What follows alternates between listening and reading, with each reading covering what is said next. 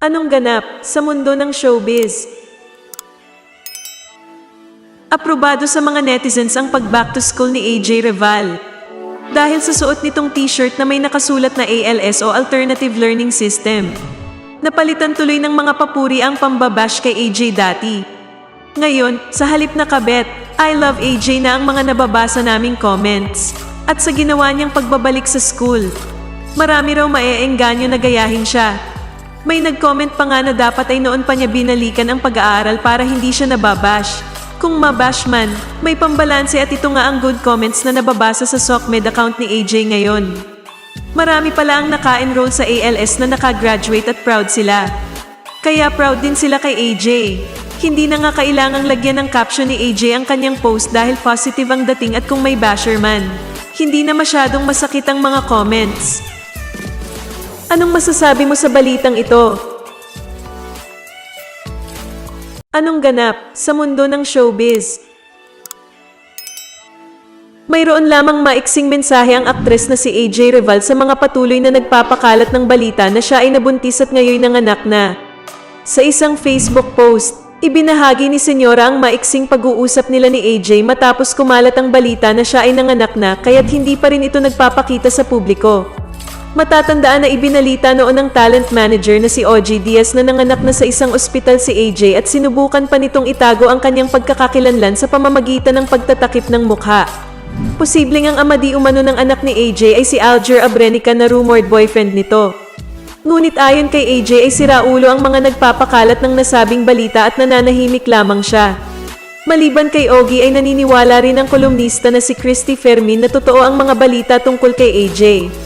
Hinimok din ito ang aktres na magpakita sa isang live upang mapatunayan na hindi nga siya kagagaling lamang sa panganganak.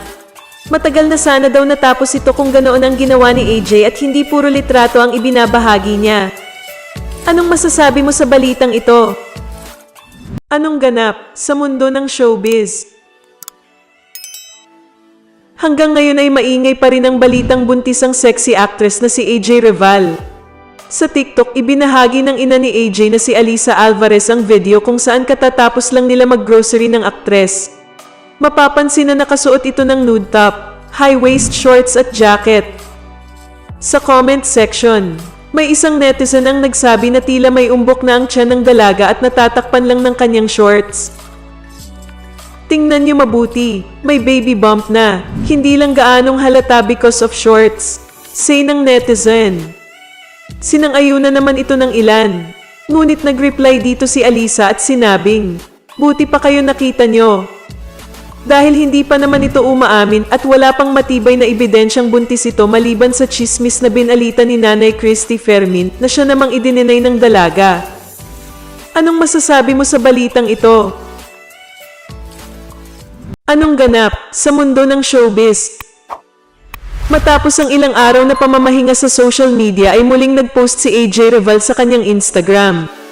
Maaalala na pinagbubura ng actress ang kanyang mga larawan sa kanyang Instagram kamakailan lang. Dahil ani ay magso-social media detox daw muna siya at next year na babalik. Sa kanyang panibagong post ay ibinida ni AJ ang kanyang bagong hairstyle.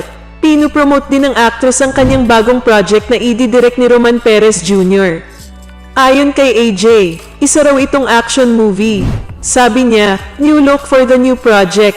#action movie #directed by Roman Perez Jr. Anong masasabi mo sa balitang ito? Anong ganap sa mundo ng showbiz?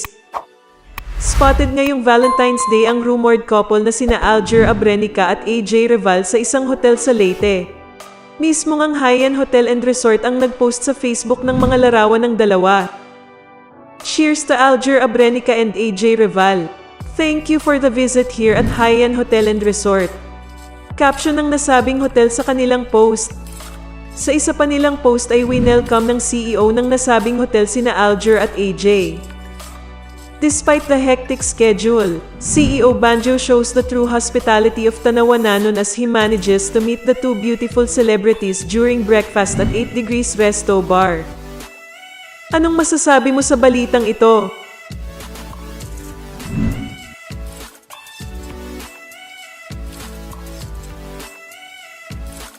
Anong ganap sa mundo ng showbiz?